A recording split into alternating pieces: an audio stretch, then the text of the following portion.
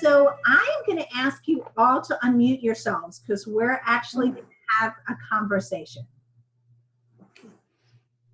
Looks like Jessica, there she goes. Okay, so I am so excited to be here with you.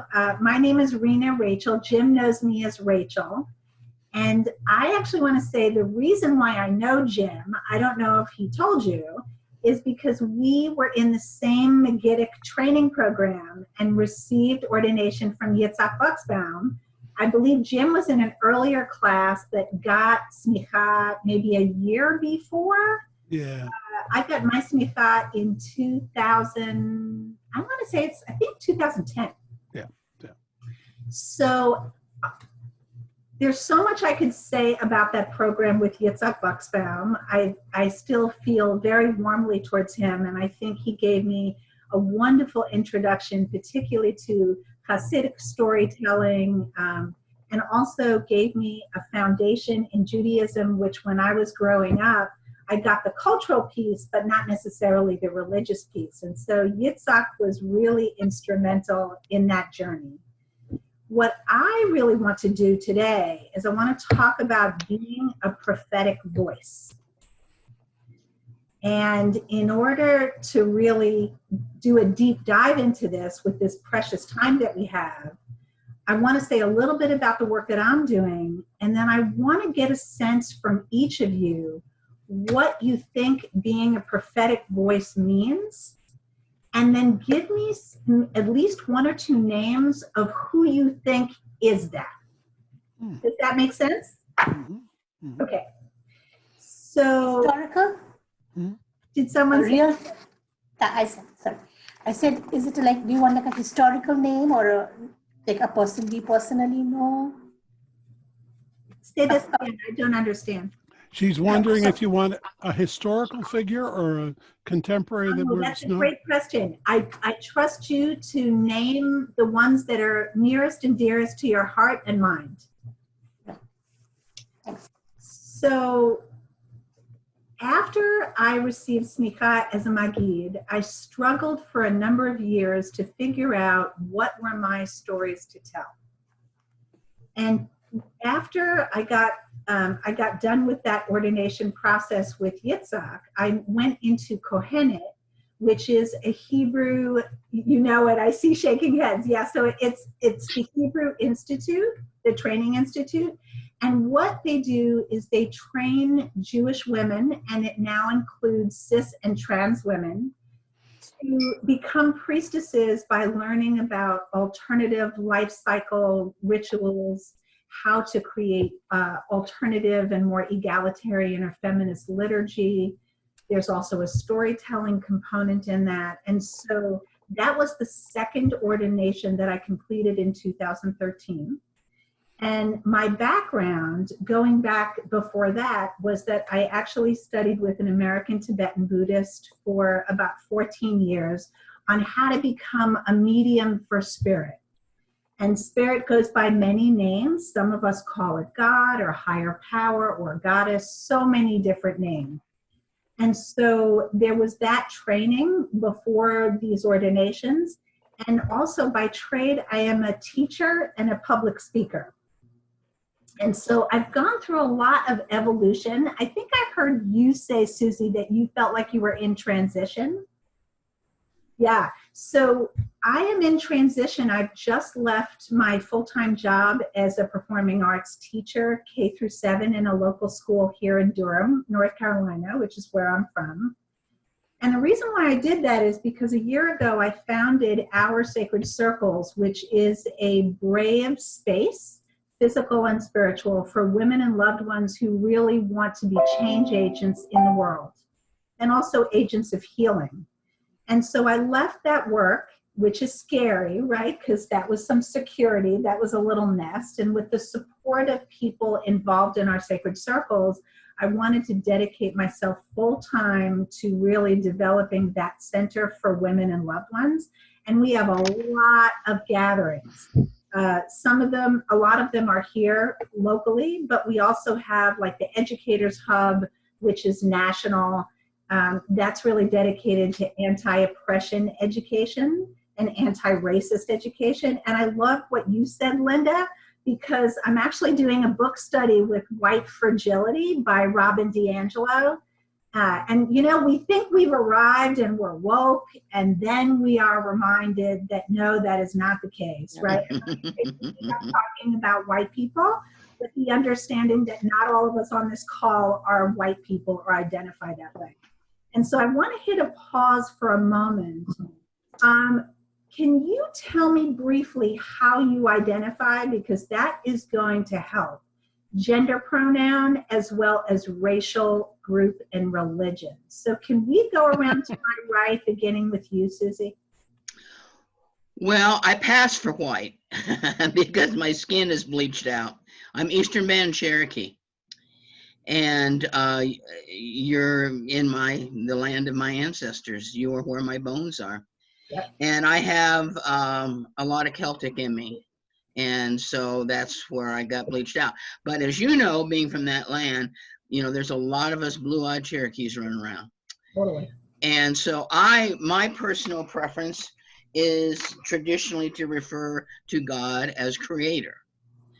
And I adapt depending upon what storytelling group I'm in, what they're comfortable with, et cetera, et cetera. But creator is generally the term that I use. And do you identify as an Indigenous person? Oh, yeah, yeah. Okay, wonderful. I would say I do plus.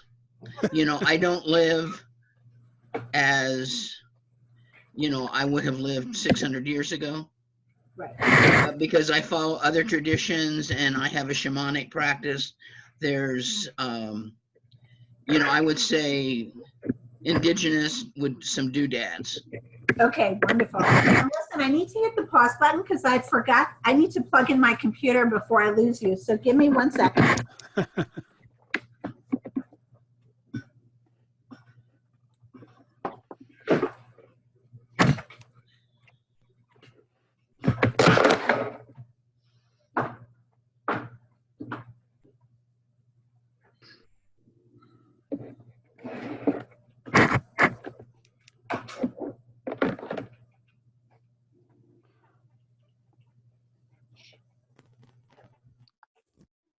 Okay. There she Sorry is. for the brief interruption. Sorry. Hello? Yep, you're back. You're frozen, but you're He's back. frozen. Okay, there we There are. we go. So thank you. So it sounds like you have multiple identities, one of which is Indigenous, and you also honor your Celtic ancestry as well. Yeah, I would say more otherworldly from the shamanic perspective. Okay, It's pretty open. good. Yeah, thank you for that. Sarah? I'm really boring.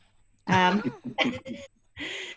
identify as female and Jewish, but I really appreciate your question. I have a non-binary trans child who has battled with society's norms for at least 14 years now. So, and I have a gay son. So thank you for being conscious of people who aren't straight and narrow, which I happen to be. So I'm not interesting at all. But yes, I'm. So we're going to talk about that boring piece in a minute. So I'm actually going to put that. I'm holding that in my hand because we're going to get back to that. But thank you for sharing, Fred. He, his, him, and basically Euro-American white.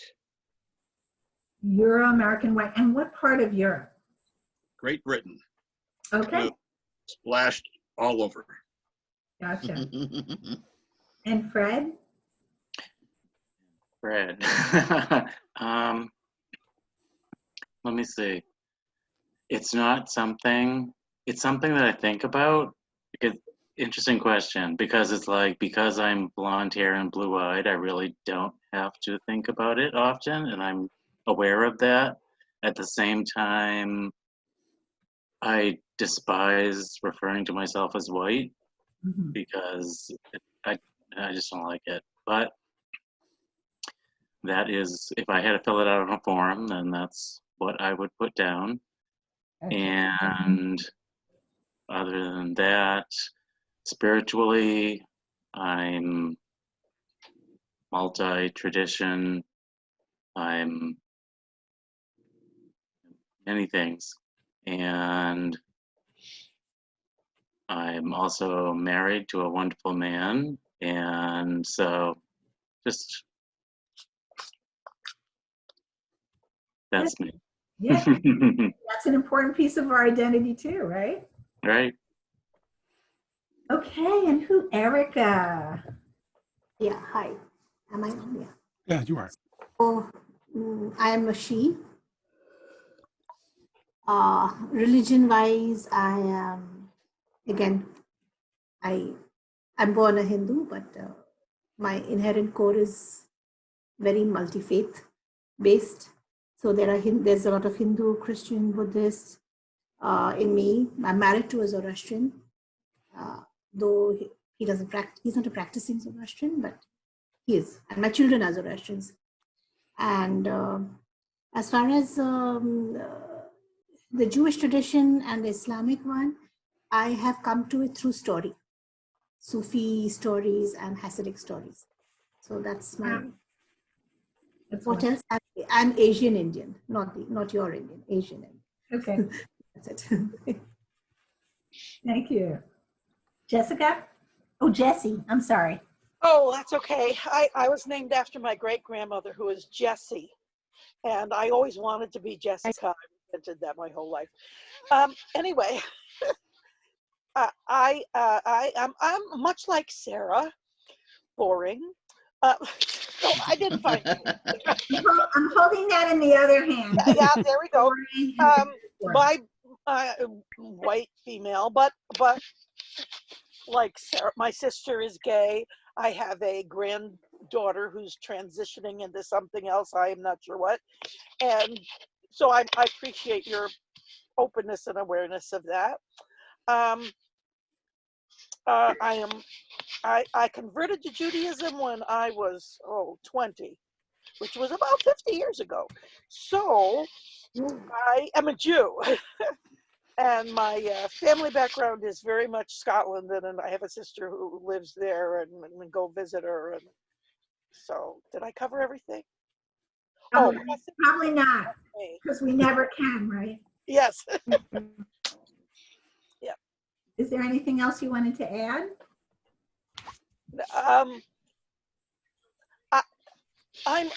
I'm brand new at Magidut, comparatively, Okay. and I really feel like it's where I belong, and that's really nice. I taught in a Jewish day school for 30 something years, and I loved it. And this is a different way to teach, which I also really love. So. And last, well, actually, Jim, I'm going to have you do this too. So Linda, second to last, but never least. So, white, my grandparents came from Sweden on my father's side. My mother's side came in like 1635. So, Oh. Scotch, Irish, English, whatever. Female. I converted to Roman Catholicism when I was in college, so about 57 years ago. Yeah. And my family, which is, I guess, where I'm coming from now, is multi-ethnic, multi-religious, multi, and it's important, I think, at least for me, that if I'm going to speak or tell stories or be with people, that I remember that there's not one point of view. Wonderful. Thank you. Jim? Okay. So let's see. Great questions. Oh, we got Daniel coming in. Oh, Hey, Daniel. So Hey, that's my not teacher. a great question without a simple answer. So I consider myself now mostly Jewish. I have a strong current of Islamic, especially Sufism, running through me right now. That's pretty powerful for me. But I really do see myself as rooted in Judaism, but teaching a lot and learning a lot from many, many traditions. So that's an important part, not just a side one. Yeah, I'm going through the I'm gonna mute I'm actually out. Daniel here just a yeah, second. thank you. Um, Getting set. he unmuted himself. No, there he is. So in terms of how I would address spirit, I think I'm probably pretty close to Buddhist in that regard. So I have a much more dharmic view of the world than a theist view of the world. So it gets really complicated. I'm cisgender, so he and all that good stuff. Although again, I come from a pretty multifaceted family in that regard, and especially multicolored, I'd like to say, and multi-hued. So I have now 7 living African American brothers and sisters. So it keeps me on my toes. What else did I want to say? What have I forgotten? I think. Where are you from? I think. Pardon me? I don't know what else I forgot. I've forgotten what I've forgotten. Well, and I remembered something I forgot. Okay. And that was that, like Daniel, I'm married to a wonderful person. Oh. And he is he's actually an American Baptist minister. Though, and he's writing a book right now about theology, and which he reads, talks to me about continuously. And he is sort of Jim knows him very well. Post-Christian or something or other. Emergent, right? Emergent. Yeah. So my constant exposure to that has a big impact on my spirituality as well. So okay, now I think I covered everything. And the thing I want to add before we figure out how to pull Daniel in, so my heritage is French Canadian, and strongly so. My ancestor came here in 1619, so we have a long history of French Canadian, especially relating to the indigenous tribes up there. Lots of crossovers back and forth. So that's a big part too. Well, and 1619, for those of us that do anti-oppression work, is actually considered like there's a whole 1619 project that the New York Times put out. It's considered the birth of America because that was really the first introduction of slaves into our country. And what made the French Canadians so interesting is that they refused to do that, and they had a whole different approach. So yeah, they said, we're going to partner with the indigenous. We're not going to try and conquer them. So it was a very different thing. So yeah, we could spend hours on that. Let's see, Daniel, I'm going to speak up for our guest here for a moment, and we're going around. You're the last on the list, and she's asking us to talk about who we are. And Rinah, Rachel, please give us the parameters you'd like there. Yeah, so how you identify in terms of race, gender. We could have also added class, ethnicity, education. There's so many different ways that we could identify themselves. But yeah, so anything that you want to say, Daniel, are you able to speak? Can you guys hear me okay? Yes, we can. Yep. So I look at it on different levels. So on one level, my ancestry is Jewish. I'd be considered white, although my skin is kind of olive. I'm a male. I'm mid-range of socioeconomic status. But I've learned in my life that these structures are perceptions, and we use them to relate with each other. But I don't take them to be all that I am, because my perception of myself is just a perception. And so I see myself as conscious, and I see myself as being, and I see that an intelligence is running through me that is connected to everything else. And yet I fall on my face because of the way that I view myself and the way I view others in a limited sense. And so I simultaneously can see that I'm much more than I think I am. And I also see myself acting out patterns that are based on my ego. So I struggle with that all the time. But I'm about 5'10". I'm 46 years old. I'm a male. I'm a husband and a dad, and I work with social emotional learning. So that's my story. Wonderful.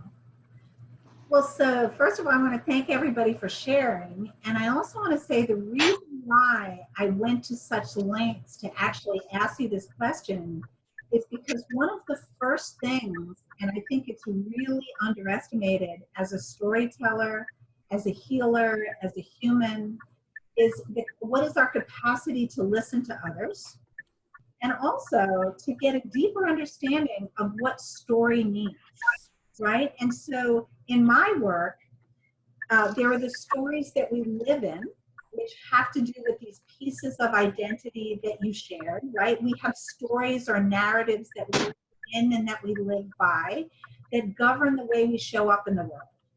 And then there are also the stories that we tell, right?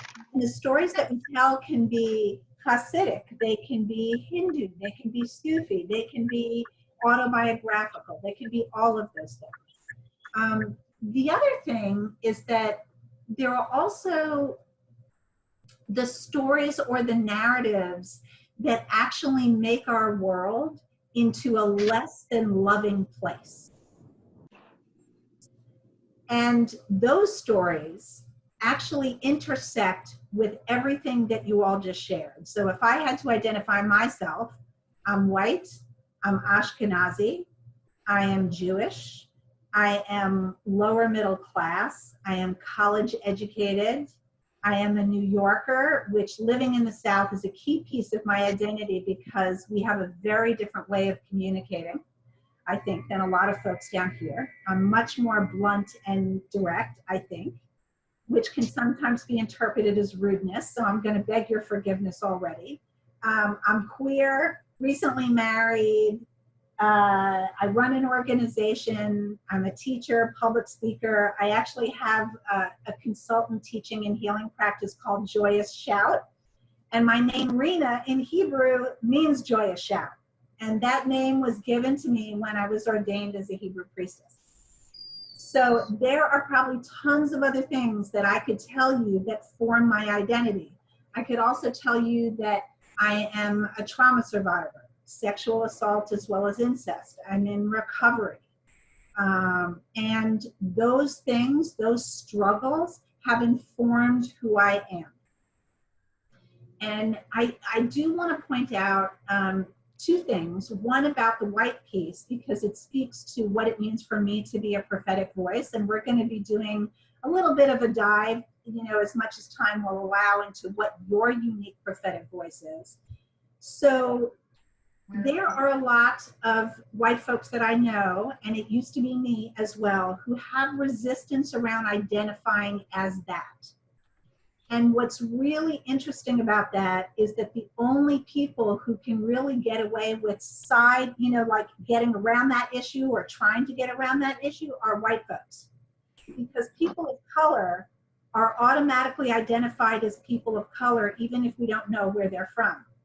And so to avoid identifying in this way actually denies us a precious opportunity to see how we are part of a system that is structured so that some people will benefit and some people will not benefit. And so that's just a really important piece. It's the same with pronouns. I used to think it was stupid to say she, hers every time I go to a meeting.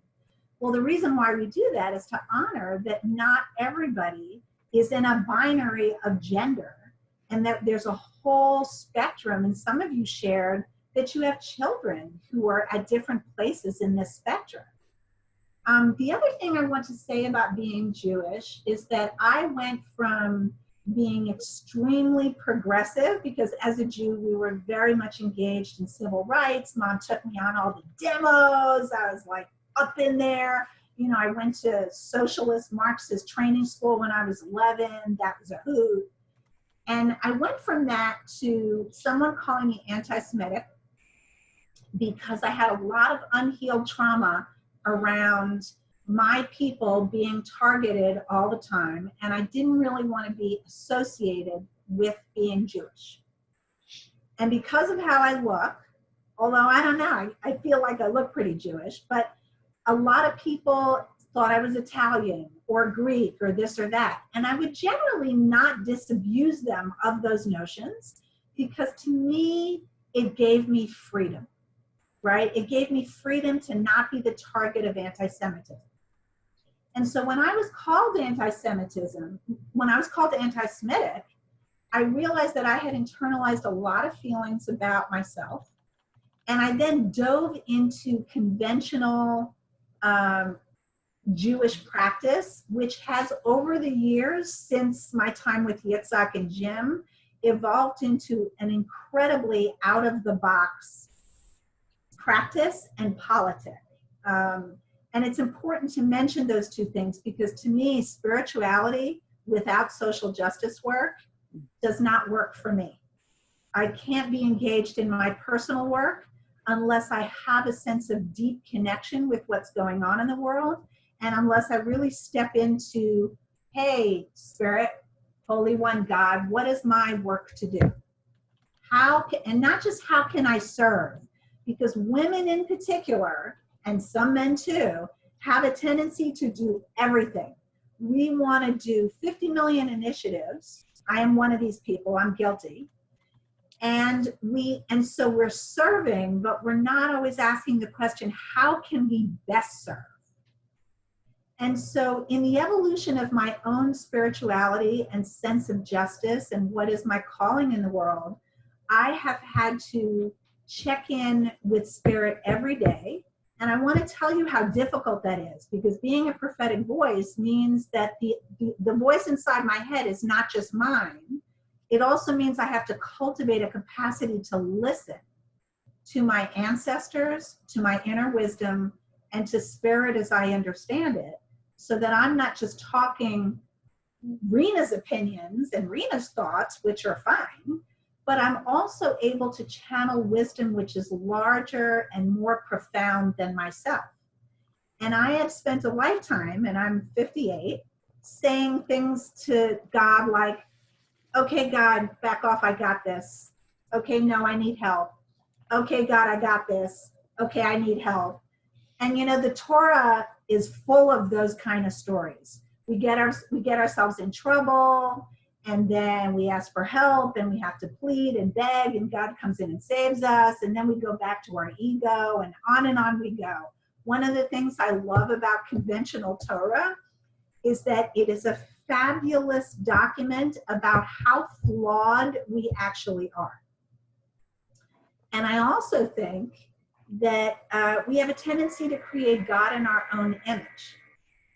And so part of my evolution has been to understand Spirit as loving, as forgiving, as evolving, changing, in partnership, and most recently as a force and a well of wisdom to which I would be well served to listen and obey. And that obey part is tricky, because I have fought that my whole life. And I find that I am now stepping into listening and trusting and obeying, because as a survivor and as someone who has had a lot of obstacles and a lot of betrayals and abandonments in my life, that trust piece is key. And so now I want to move into being a prophetic voice. So if we look at Torah, what do we know about, and actually Christian tradition, Hindu and Buddhist tradition, shamanic tradition, what is our understanding of what it means to be a prophet or a prophetess? And usually, by the way, prophetesses are largely ignored with the exception of Miriam. And that is a rather problematic narrative, which could take up like 5 classes just on that. So what I want to do before I dive into sort of helping us identify our unique voice is how do we understand what a prophet is, and maybe naming 1 or 2 prophets in our lives that are important to us. And we'll go, since we went clockwise, we're going to go counterclockwise, starting with Jim. Okay. So for me, the prophetic voice is one that is what emerges from us when we give up our ego and just say what needs to be said. I've got a lot, I feel like I'm in touch with that. That happens to me a fair amount, and things come out that I don't expect. And it's very, it's awesome in every sense of the word. And maybe and 1 or 2 prophets that you feel. And a prophet or 2 that I feel I'm going to take 2 that have spoken to me, but one is a fictional character. Pete Seeger is for me is a very prophetic voice, and in Geraldine Brooks's imagination of Nathan the prophet, she paints a portrait of this fellow who loses himself when he's speaking truth, and that's I found that resonated very deeply with me. So wonderful. So you know what? I'm looking at the time, and yeah, we're gonna. Oh my goodness, it's 7:45, and so what I'm going to encourage you to do, because I actually want to do some guided visualization work and some work around our prophetic voices and what we're called to speak out on, is I want you to limit yourself to 3 or 4 sentences maximum. And as storytellers, we're not inclined towards brevity, but we're going to really try, because I want us to do some inner work and also some outer work.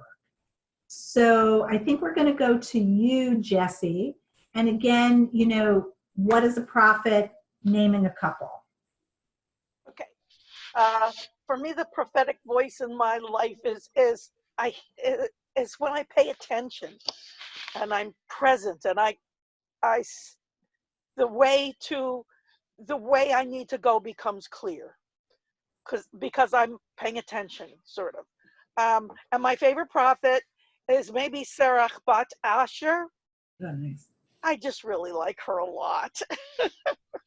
So, okay, there's my 2 sentences. That was amazing, just like Jesse. Erica, can you go next?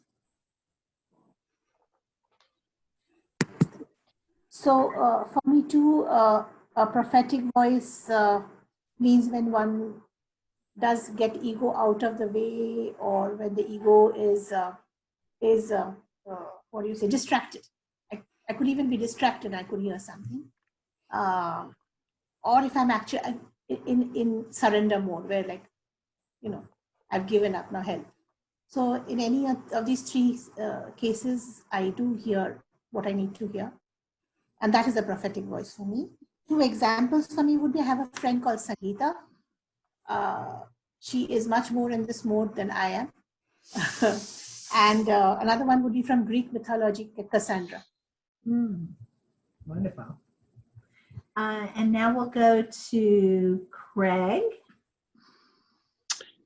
When I think of prophetic, I think of one who speaks out of a deep sense of wisdom and value and even tradition to name what's going on today in light of what is best for all of us. And a couple of folks that came immediately to my mind out of my religious tradition would be Sister Joan Chittister and Jim Wallace from Sojourners Community. Daniel? Okay. So I say this in the spirit of learning and respect. But from my experience, I don't know if there is the prophetic voice. I'm open to the possibility that there is one, but I don't know it. But I would love to learn more about it and be open to it.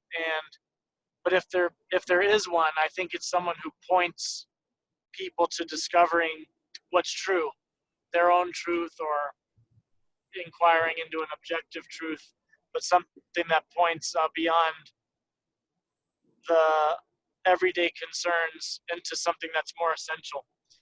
But I don't know of the existence of prophetic voices or prophets, but I'm interested in learning more. Well, and I want to just say, because I'll forget it if I don't, that for me, in my prophetic work, there are two really distinct components. One is speaking out, and I'll talk more about that in a minute. And the other is holding space to support other people to find their voices and speak out. And those two are equally important. So yeah, thank you, Daniel, for naming that. And you know, one of the beautiful things about Judaism is that what we believe is less important than what we do. That's my take on it. Yeah, we are, you know, it's a religion and a practice of action. And I think beliefs are important, but we're judged by what we do. So yeah, very interesting. So Craig, we got you. Let's do Linda. I think I might be confused about prophetic voice, but for me, it's when somebody, whether it happened centuries ago or recently, that feels true all the way deep down somewhere, and it makes a connection, a connection much bigger than me. And one of the times recently in this last year that happened was reading Just Mercy, Brian Stevenson. Yeah, it's fabulous. And there was a woman in that an older woman who bore witness in the courtroom time after time. And she sat with him on the marble steps at the courthouse. And she said, I've seen you, and you have to catch a lot of stones. And for me, that just flipped the whole stone story from Christian tradition. And I thought about it's not just not throwing them, it's catching the ones that are thrown. And I don't know if that's an example of it or not, but for me, that was. Oh, yeah. Yeah, that's beautiful. Thank you, Linda. Fred? So for the prophetic voice, I think for me, it would be whatever calls us to authenticity, to be who we are, whatever connects us to the sacred, however we define that. And I have such a sea of inspiration from that, because from the everyday to nature itself, it's like I can't, it's all around us and it's spontaneous. A great answer. Sarah? I'm somewhat like Daniel in that the only connection, well, in that I don't really know what a prophet is. Mm-hmm. The only connection I have is with biblical teaching, which is pretty much someone coming up with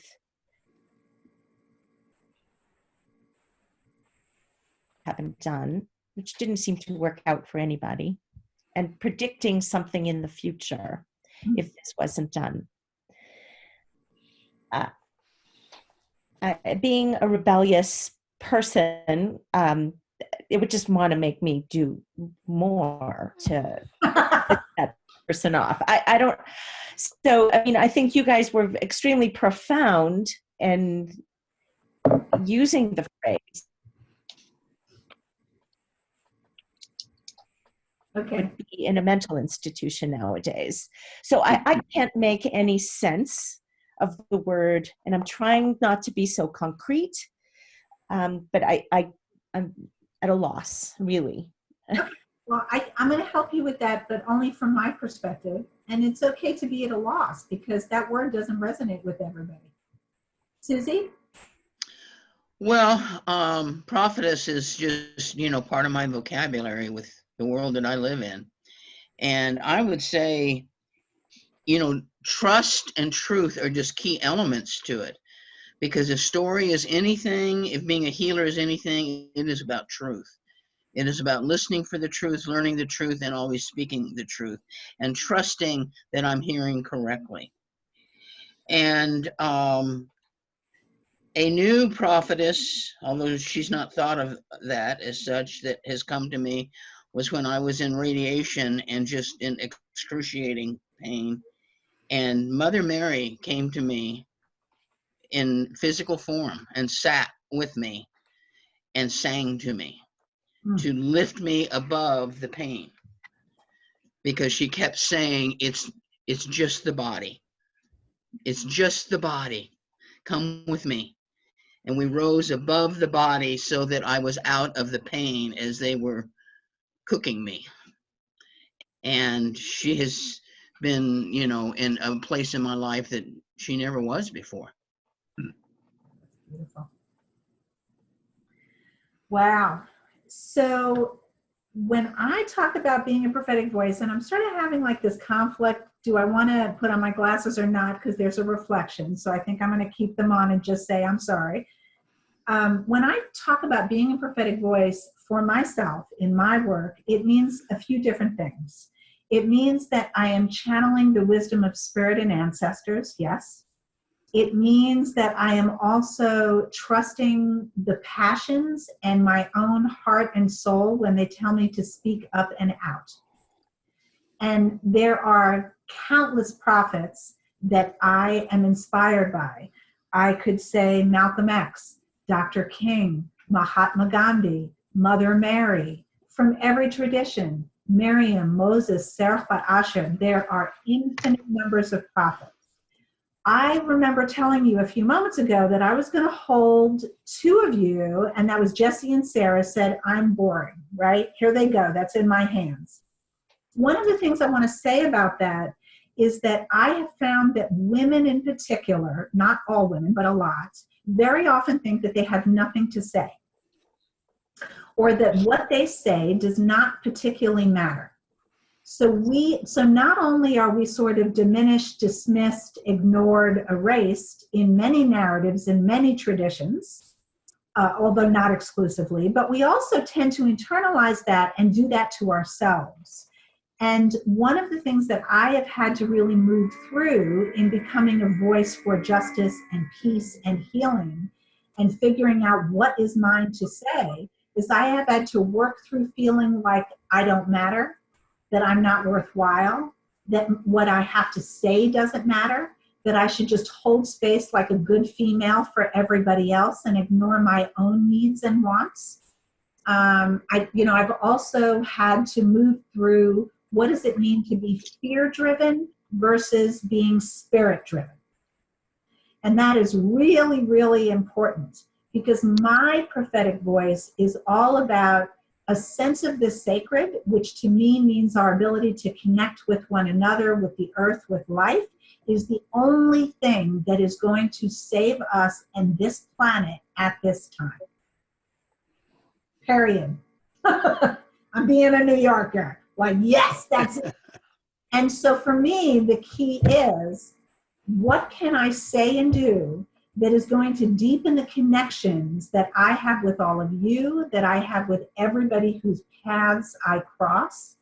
And also, I do energetic work because there are people who are not actively in my life, and yet I am communicating with them all the time.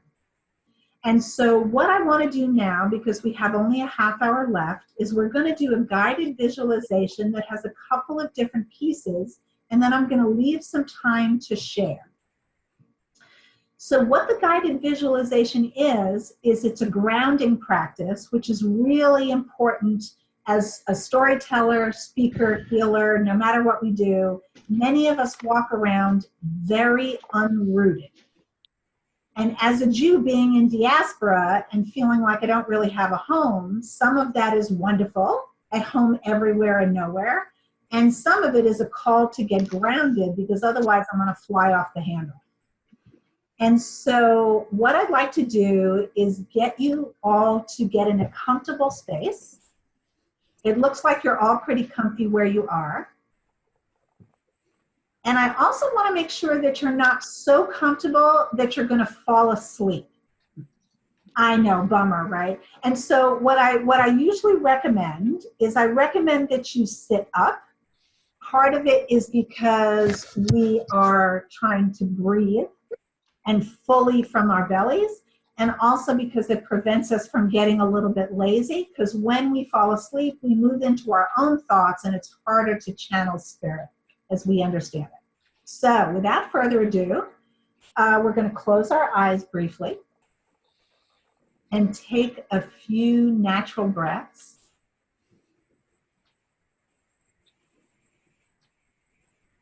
Just paying attention to how this is one of these things in our being that we don't have to force. Noticing how the breath comes in. Noticing how the breath goes out.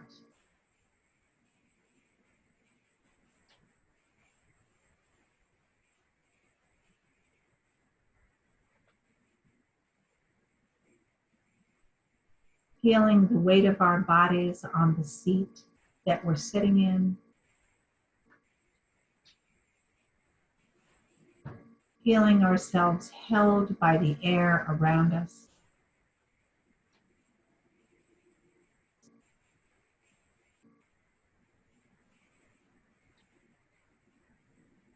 And now I want you to imagine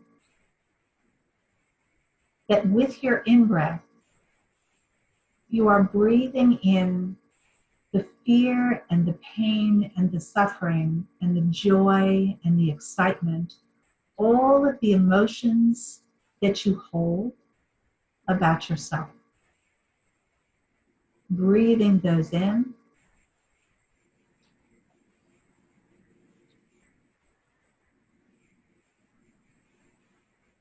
Noticing the texture, the color, the discomfort or comfort. And when you exhale, breathing out light and love and healing and peace to all those who are suffering. Breathing in.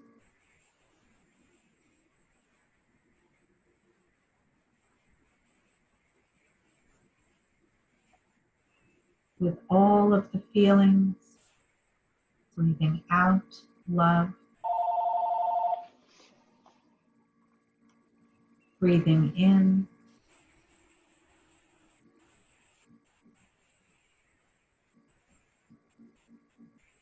Breathing out love and healing.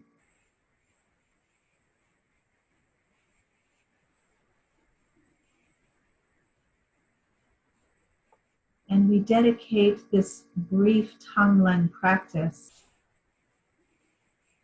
to our ancestors, to all entities of love and healing and wisdom, and to the source of being, however we understand it.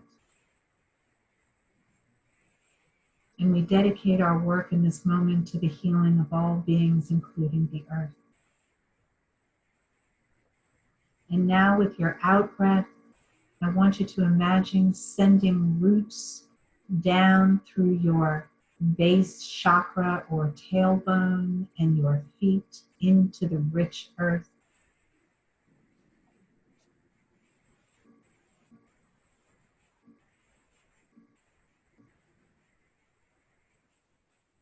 And bringing up that beautiful, rich, dark energy to mix with your skin and bones.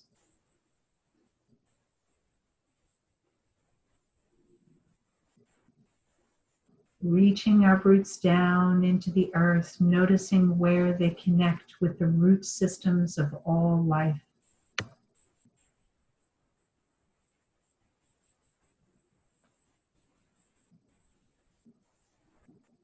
Breathing in this deep sense of connection.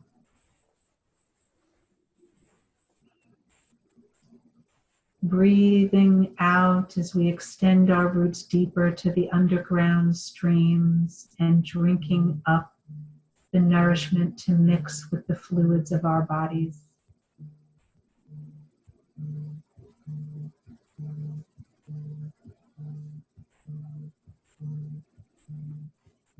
Sending our roots down deeper still to the spaces in between the rocks that hold our planet together,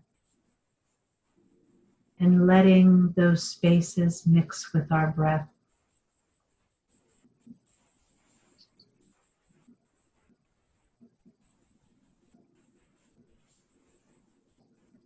Sending our roots down deeper still to the golden, molten heart of the earth.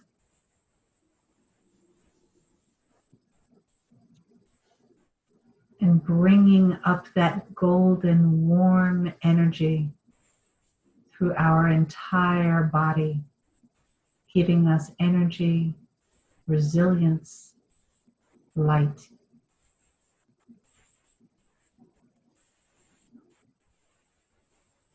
And now reaching our branches up and out. We see the tree of heaven whose branches reach down to meet us, touching our branches,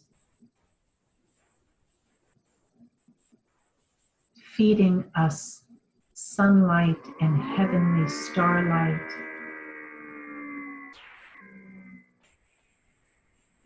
Gifting us with Tehom, the deep, dark well of wisdom.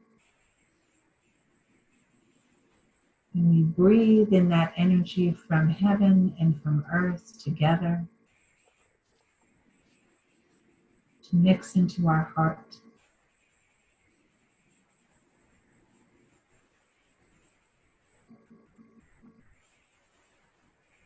And now focusing on our heart chakra, we notice a doorway, a portal.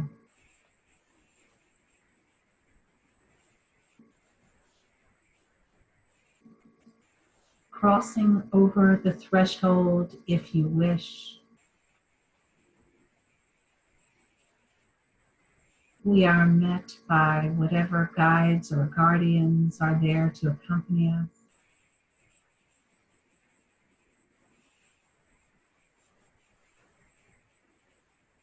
And we are led to a quiet, beautiful place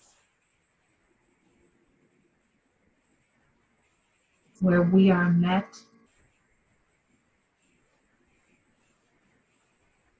by the wise ones,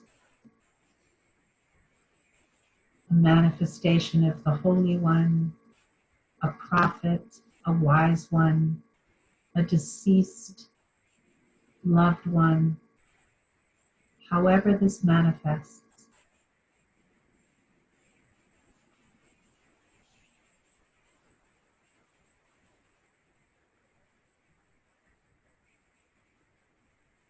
And we embrace this Holy One and feel their embrace in return.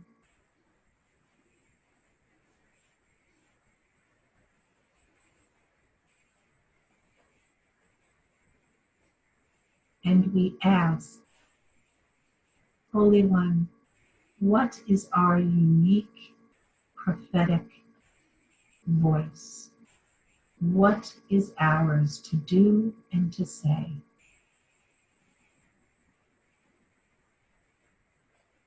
Take a few moments to sit and listen.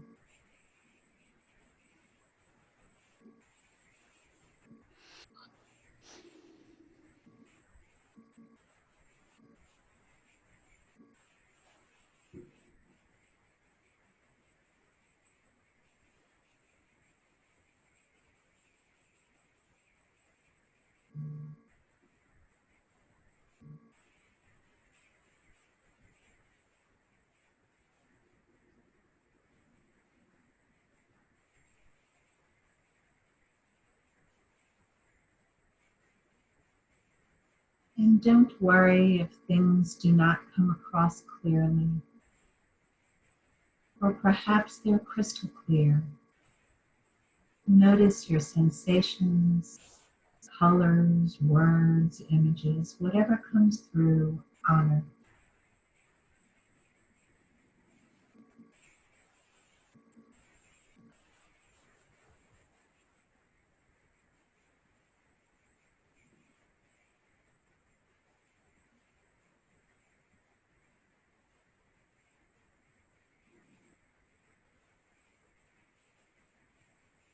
Notice any resistance.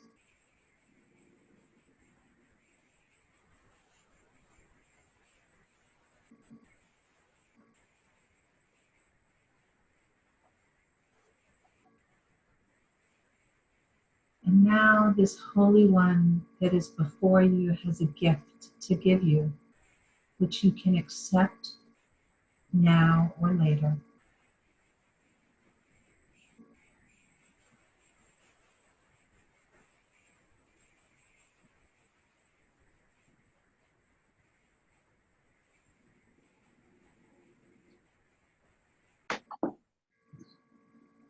Receive the gift and give thanks for this time, and leave an offering of your choosing.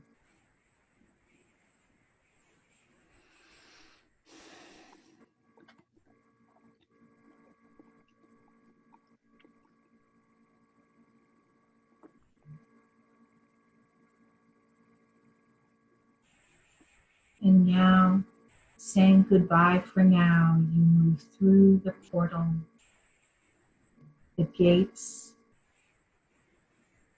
of your heart,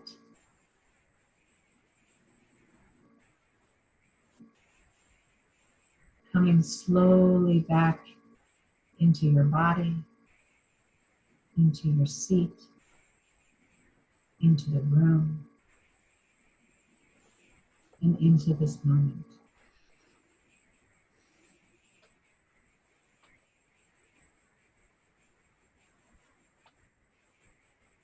And when you're ready, you can open your eyes.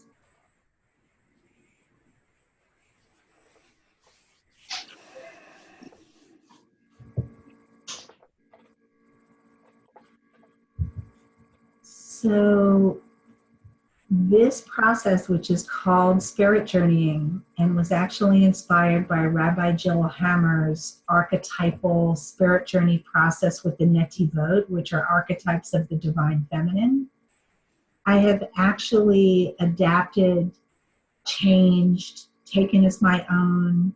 It's an evolving process, but what I use this for is to be with spirit and to always become clearer and clearer about what my work is in the world and how I can best serve. And one of the messages I got for all of you is that every piece of your identity is a gold mine. And that is a really important thing to remember, because being prophetic, prophets are humans, right? They are not completely discarding themselves in this process. They are actually bringing their identities and stories, but also being mindful that all those pieces of our story and personality cannot be the only voice in our heads. That we also have to connect with spirit to make sure that we're as clear as possible, because the universe is much bigger than our little selves, right? And so what I want to do, and I think, Erica, we're going to start with you, is I want to ask you anything that you want to share about that very brief spirit journey process. I actually do this with people one-on-one, as a professional. Anything that came to you, anything that you noticed during this process, and I'm particularly interested if spirit told you what your unique task is, if you've got any clarity on that. There were two words, but I still am not sure whether I thought it out or it came from the, but those were joy and music. Joy and music? Music. Ah, how beautiful. Okay. Anything else that you want to share about the journey? It was very peaceful. It kept getting progressively peaceful, and I've connected. And I think I saw my paternal grandmother, whom I have not thought of at all in a long time. Wonderful. Thank you. Yeah. Jesse?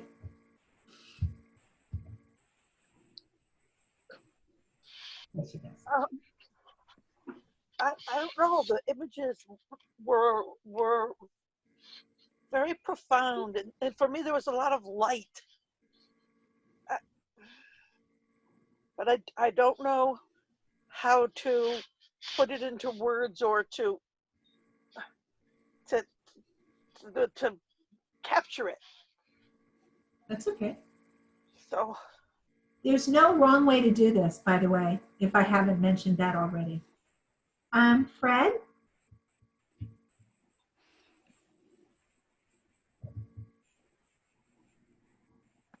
There we go.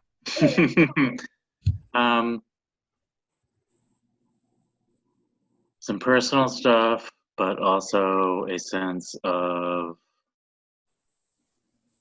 trust what you're doing. Just trust it. Just let it go. Just trust it. Stop. You know, I'm the overthinker extraordinaire, so it was like that was a big part of it. More detail, but that was the main part. Wonderful. Sarah? So it really just helped me to clarify what I already know, which is that every encounter I have with every human being is an opportunity to connect, and just really being present with the person in front of me or persons in front of me and in all of my reality is the best way to be. And that includes in my work. So often people compartmentalize that is my goal, that in my work, in my day-to-day interactions with people, to really focus on being I am the portal. I am the door. And that is really what I've always known. I by no means believe I'm a prophet because I don't understand that word, but that I am the vessel for God's work, period. And that's what my life is. And that's all I understand. Well, and Sarah, that's the definition of a prophet. Okay. I think we got that. That's a good job. That was awesome, Sarah. Craig? I'll start with a confession that guided meditations are not my native language. Mm-hmm. I have, as I have aged, come to value them, but I have to be in the right spot and place. So this felt 2 or 3 arm lengths at least removed and was much more intellectual and less experiential. However, That's awesome. What does become abundantly clear by the time I end that silence is that I have choices to make. And the choice really consists of how I interpret my life. Do I see my life and my world having shrunk at this point to focus not on community concerns, but on household and family? Is the word shrunk or is the word centered? And another way of looking at that is with a lot going on in the family, are my wife and I trapped, or is this a holy calling? And, that's enough for me to chew on for at least a few moments. Yeah. Boy, for someone who has difficulty with the guided process, I think that's a pretty rich mind for you to dig into. That sounds amazing. Daniel?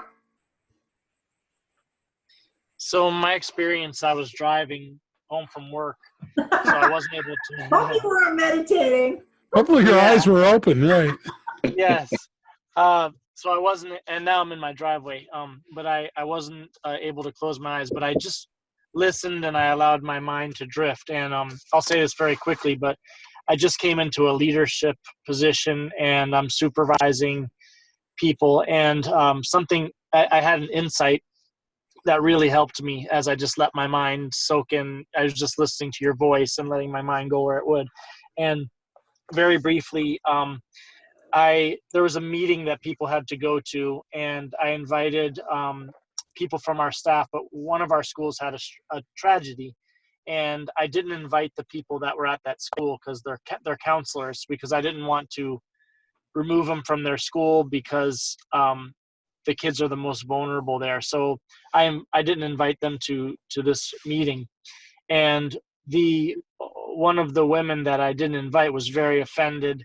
And whereas I was doing it because I was trying to not put pressure on her or leave a gap in a school where I thought she was needed, she felt I was excluding her. And I was very hurt by that. And I noticed in that process that I was very hurt because I want to be seen as a kind and nice person. And she wasn't seeing me as that.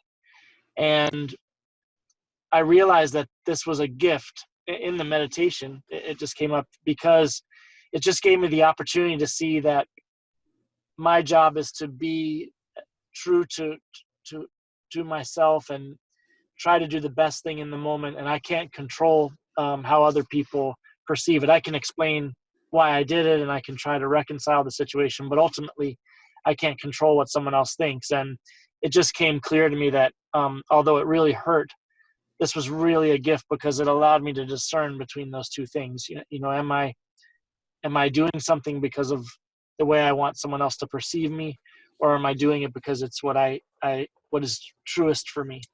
So that's what my experience of this was, and I just feel grateful for the space, the quiet space to reflect, and I feel excited to go into the world tomorrow and with that discernment. So that was my experience.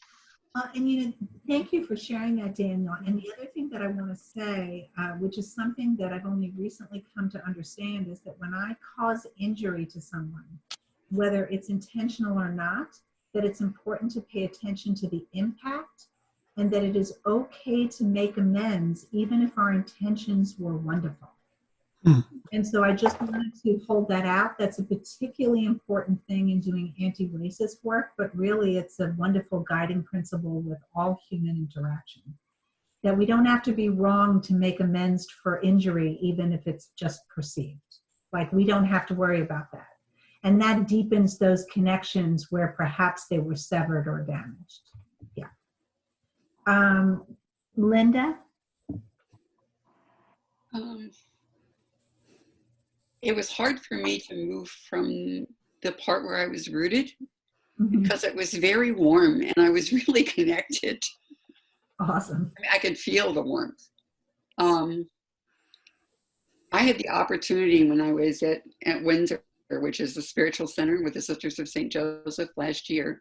There was a woman there who had brought a grandmother drum, and we did some drumming. And one of the things we could ask for is a gift. And I asked for courage. And the guide was saying, ask for a word. And I asked for courage, and the word I got was patience.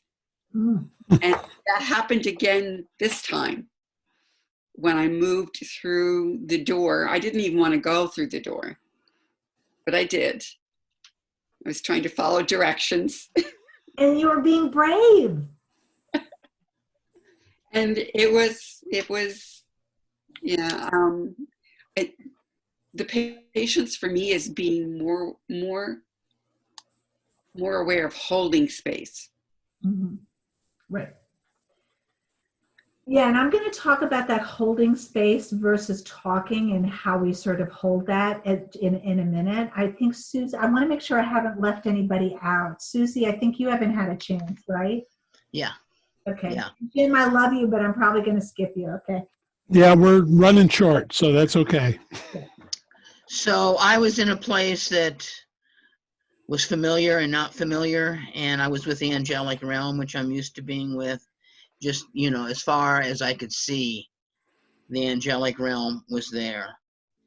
And then there was a parting, and Mother Mary came forward and actually sat next to me. And there was just this outpouring of love and support and caring. So it wasn't like specific direction, or it was just this surrounding of giving to me. And as I was leaving, there was a voice. It was all of the voices as one voice. And what I was left with was, "Lo, I am with you always." And so I came back knowing you are not alone. You are never alone. They're always with you. So first of all, I really want to honor the depth of your sharing. We don't even know each other, right? And what a rare and precious opportunity it is to come together for such a short time, because it's flown by, and to just touch another human being with not only the brilliance and the wisdom and the beauty that is yours, but also to have an opportunity to connect with all the fabulous people that Jim has brought together so that we can really learn together. And I'm just really honored to be here. What I got when I went into that journey, and this is where I want to talk about holding space, so like stepping in, stepping back, like where's this balance?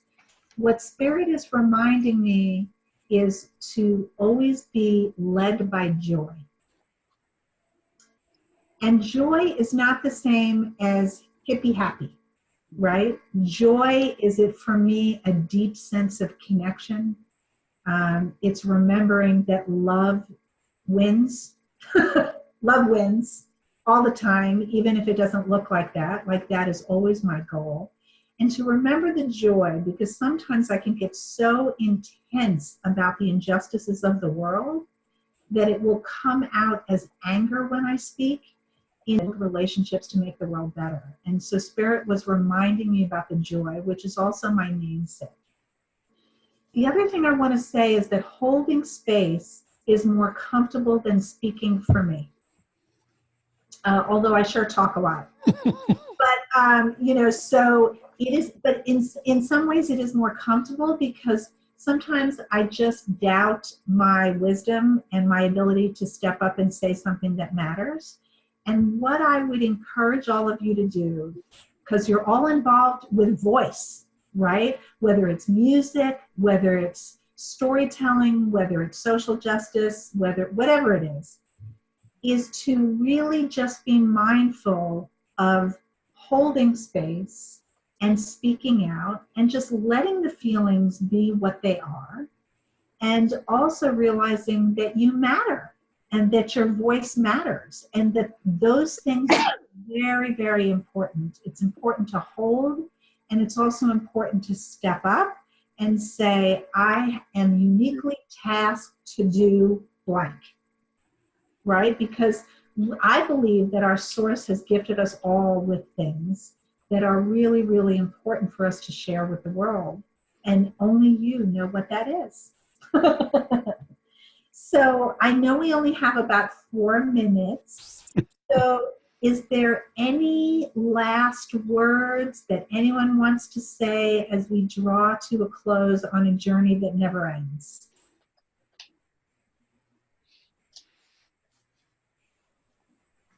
I just want to share my appreciation of your hour and a half of letting us into the possibilities of the prophet world, with all of my resistances and rebelliousness. So thank you. That's awesome. Could you tell us, Rinah, once again, as to what is this place that you named something and you said, I work with this. Yeah. If one were to connect with you, what? How do Yes, you so I am the founder of Our Sacred Circles with an S at the end. So if you look up Our Sacred Circles at gmail.com or oursacredcircles.org, I run a women's center here in Durham. Some of our stuff is virtual, a lot of it is in person.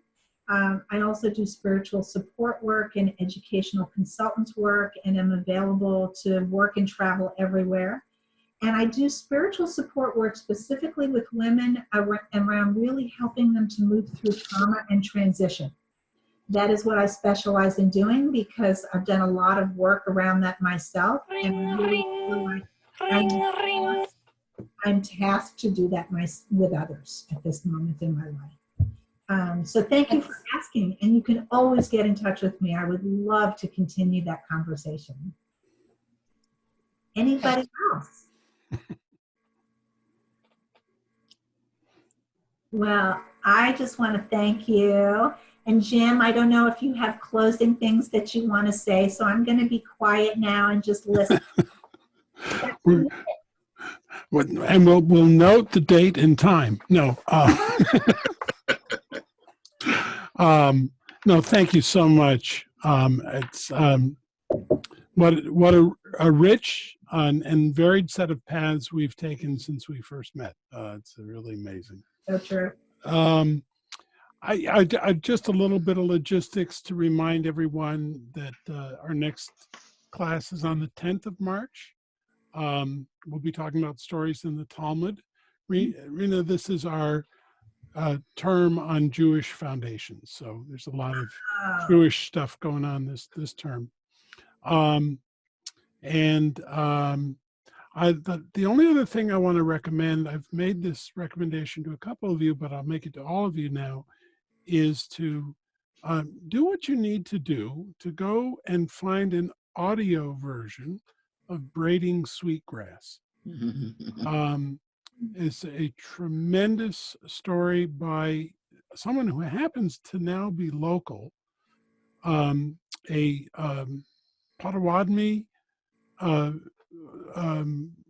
medicine woman who is also a professor of botany, and who has found a way to braid together the indigenous and scientific worlds together in herself. And she's a poet.